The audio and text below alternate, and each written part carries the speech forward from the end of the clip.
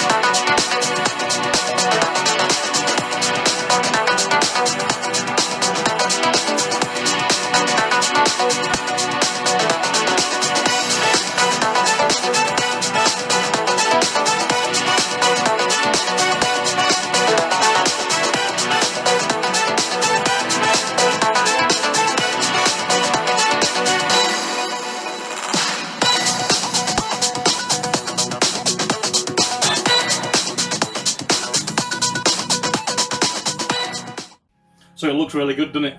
I'm really excited for this game to come out on the physical release. I do already have it, obviously, because I'm game testing, but I can't wait to get the physical release. Once that comes out, I'll show you all the box art. That should be coming very shortly, even though it's still on pre-order. They've allowed the full box art to come through to me, so over the next couple of weeks that will be coming for me to review for you and show you all that in all its glory. So skipping back, we're going to go back to the Commodore 1551 Repair. So let's get to it.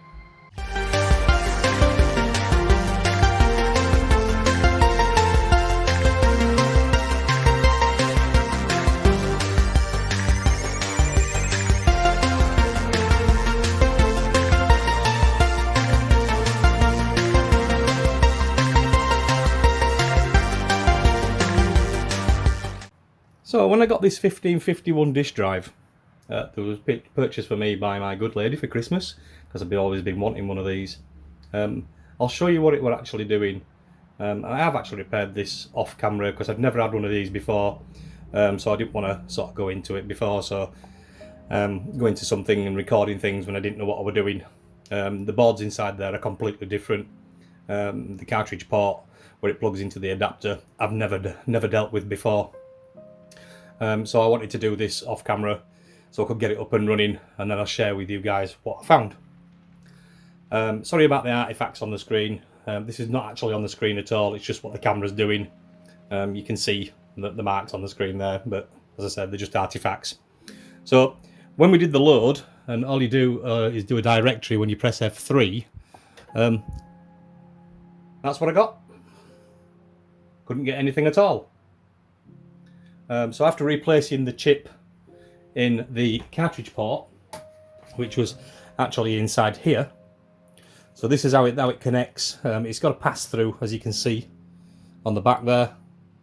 It's a bit difficult to see in this light holding it up against here, but this is how you plug it in. It's not plugged in like the Commodore 64 or the VIC-20 where it plugs into the serial port at the back. It plugs into the cartridge port for speed. So I'll pop that little video up and show you with it stripped out and which chip I changed in there. So this is the cartridge port adapter that plugs into the back of the C16. Yeah, it's soldered up there, so we have to remove that tin shield, as you can see. So I removed that tin shield, and just under there, as you can see there, that is the chip that we need to replace. So yeah, see, it's just there. So we need to get this shield off and replace that chip. So I'm just going to switch this off now, and then I'm going to plug it back in, and I'll show you what's what with it. Right, so I've got it all switched on. I'll just quickly show you that. So as you can see, the cartridge port's plugged into the back of the C16. This also works for the +4, which really I should put the 16 away and bring the +4 out, since it's got 64K of memory. Either that, or I should upgrade the Commodore 16 with the 64K memory.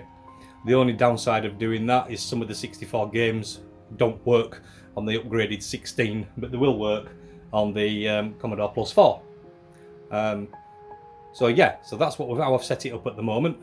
I'm going to put a disc in now and just show you that we are up and running. So this is a disc that I've made, and as you can see, this one's Airwolf.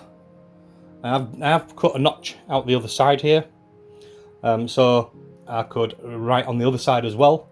So I have done Arthanoid 2 for the C16 on the other side of the disc.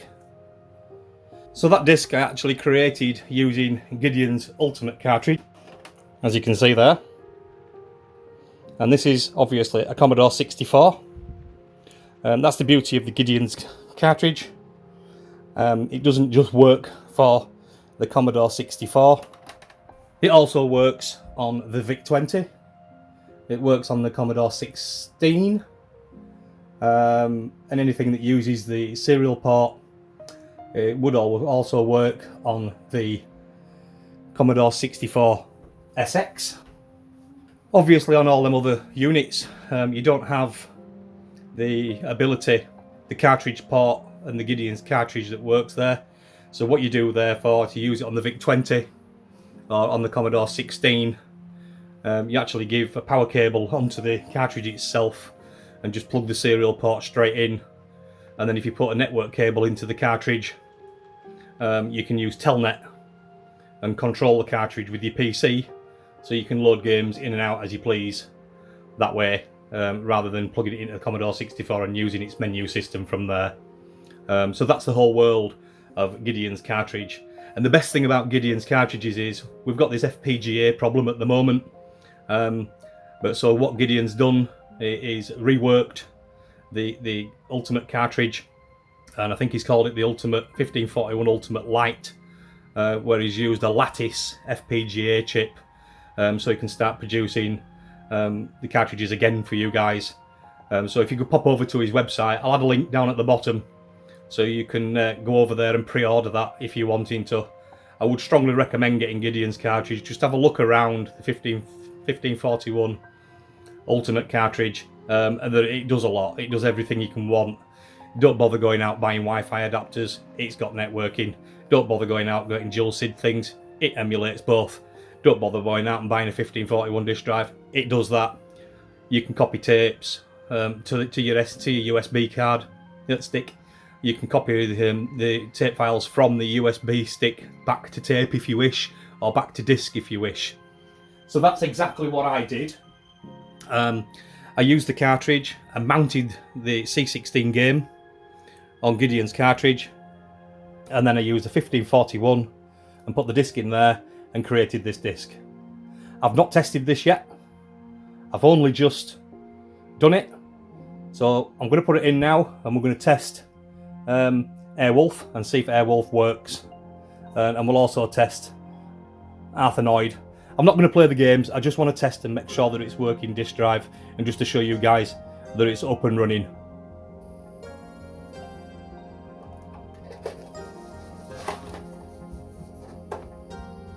So you can see there, I've just put the disc in now. I'm just going to try and hit the directory button and see what that comes up with. And there you go. We've got Airwolf, that's showing up. I'm just going to change that disc now and just flip it over just to test the Arcanoid to make sure that it's showing up on that one as well. Just as a quick little test for the directory reads. So we'll read the directory again by hitting F3. And there you go, we've got Arcanoid that's appeared there. I don't know what PIT version is on there. I've never played these games on a C16 before, especially off the disc. So let's just flip it back to Airwolf, and let's see if Airwolf loads from there now. These things are supposed to be pretty quick, even without Jiffy DOS. They're supposed to be very quick. So it's shift and run stop, a bit like the Commodore 64 for tape. And as you can see there, it's loading up nicely.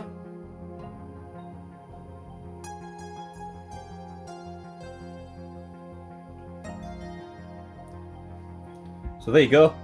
We've got Airwolf that's fired up there. I wonder if I have to press spacebar now to skip that, a bit like the 64. Nope. So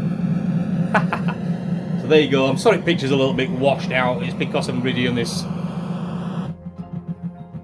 on there. So I'm just going to grab a joystick. So I can't use that joystick because it's a completely different connection. So I'll grab my Commodore 64 plus 4. And that was the thing about these. I mean, Commodore did really well back in the day between VIC-20s and the Commodore 64, etc. and stuff like that, because they made everything fit. All the joysticks worked, all the peripherals worked with each other, and then they decided with the 16 and the plus 4 to move away from the original connections and put them to a different one. So if you can see if I can show you. So you know your Commodore 64 one is normally this connector.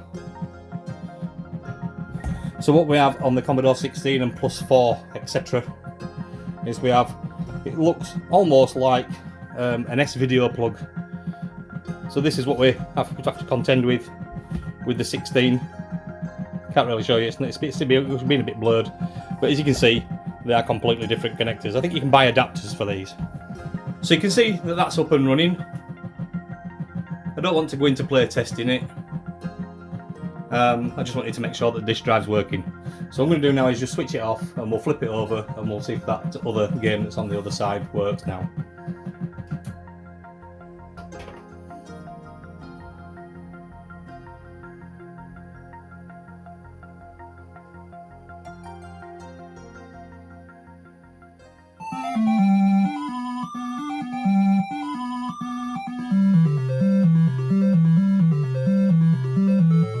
That's great stuff. So we'll skip that with spacebar. half annoyed.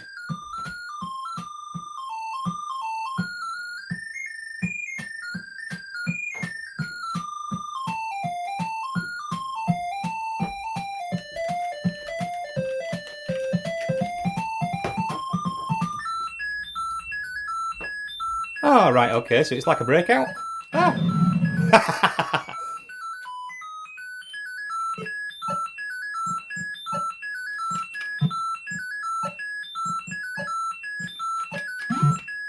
It sounds a little bit to be desired, really.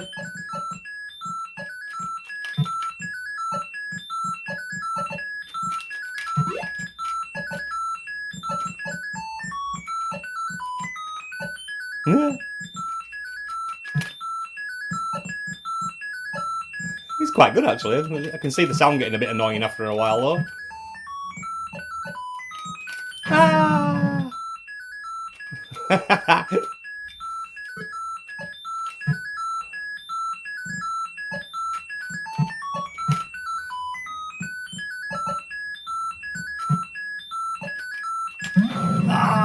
Lost it. Last go. Is it? Said I wasn't going to play out, didn't I?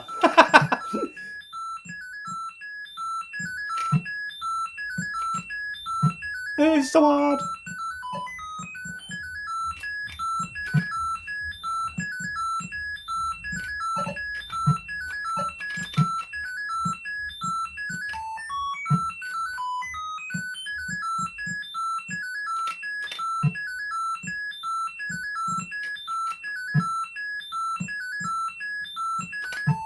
Right, this is going to take ages for me to get these just two. It's just going to keep going round repeating circles. so that's that. So at least we know that this drive's up and running, and we can look at some games now.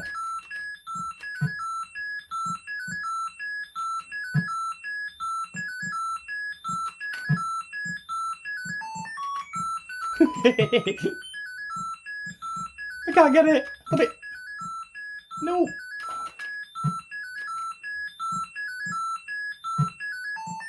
Yay! Ooh! It's gonna be manic. Yay! So there you go. That's up and running. So there you go. The 1551 was a fairly easy fix, to be honest. It could have been a lot worse. There is some chips in there as well in that 1551 that only was used in the 1551 and the 1581 disk drives. So they are very, very rare, and I'm really happy that all the rest of them are running in there. I am going to be building a 1581 disk drive soon. I've got the case, I've 3D printed the case, I've got the stickers, and that were from the badge man. They look really, really good.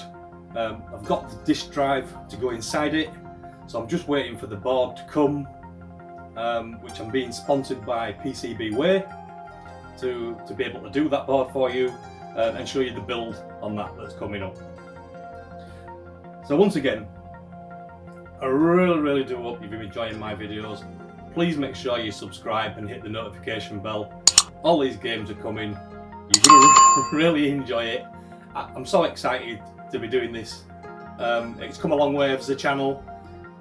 Things are happening. What can I say? So yeah. So we'll see you on the next episode. Bye!